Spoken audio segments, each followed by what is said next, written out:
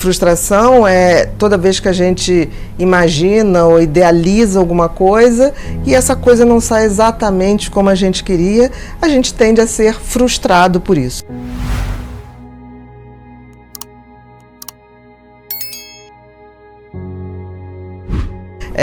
A frustração, eu acho que ela é muito importante, ela está ligada à nossa capacidade de resiliência, à nossa capacidade de transcender e até de evoluir.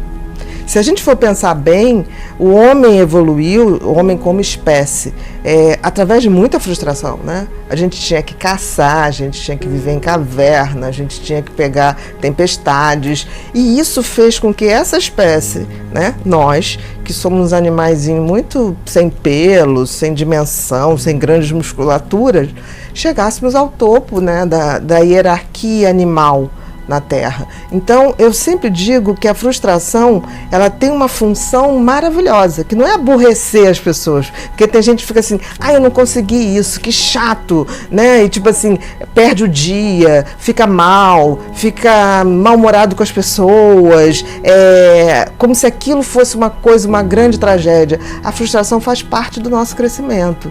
Eu não sei se as pessoas se dão conta disso. Eu acho que a frustração, no mundo que a gente tem tudo à mão, né? Por exemplo, hoje você tem a geladeira digital que avisa o supermercado que você está sem alface. Você tem uma casa tecnológica, ela é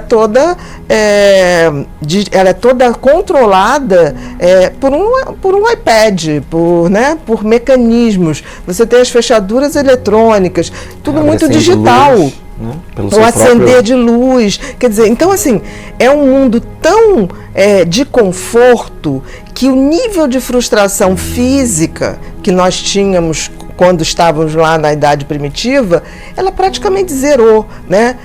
De uma forma geral, estou falando das pessoas que têm mais acesso a essa tecnologia, mas até as pessoas de um nível financeiro mais baixo, também hoje tem um produto, tem alimentação muito fácil, apesar de não ser muito nutritiva, mas muito fácil no sentido de botar num forno, botar no micro-ondas e resolver ali, tudo muito prático. Então eu acho que de alguma maneira as novas gerações, elas não lidam bem com a frustração.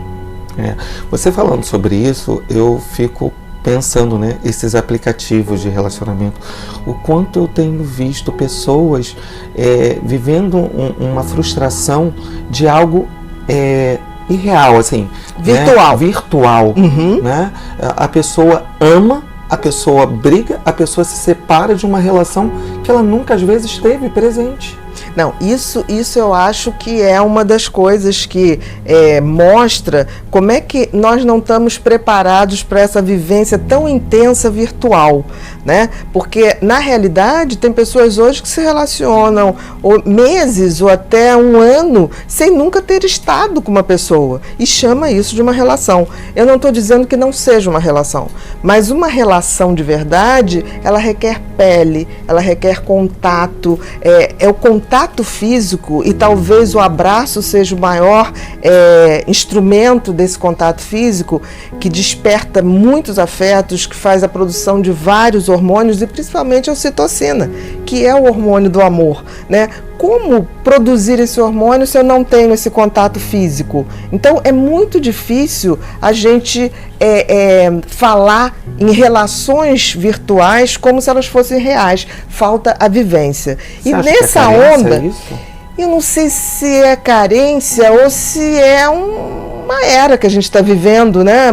Numa era em que as pessoas têm pouquíssimo tempo e então vão para os aplicativos para não perder tempo a conhecer pessoas. Eu acho que está se perdendo essa coisa da sedução, essa coisa do toque de mão, essa coisa da troca dos olhares. E quando não tem isso, não tem esse contato real, as pessoas passam a idealizar. Em geral, o ser humano idealiza aquilo que ele quer, né? Aquilo que ele tem como uma pessoa perfeita.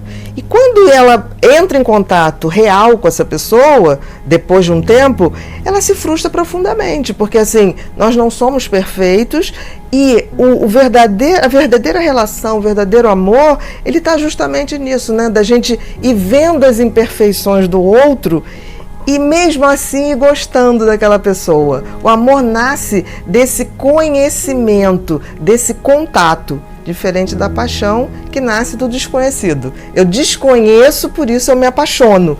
E é isso que você está falando. Nesses aplicativos, você não conhece, então você idealiza. Então os aplicativos, eles trazem muito esse movimento da paixão.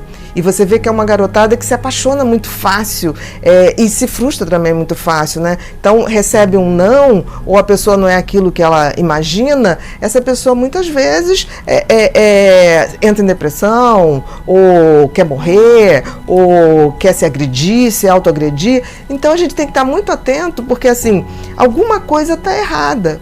Porque se a gente for pensar que ano passado, né, a Organização Mundial de Saúde dedicou o ano para prevenção da depressão e principalmente do suicídio, né? Porque hoje o índice de suicídio é enorme nas sociedades e vem aumentando cada vez mais.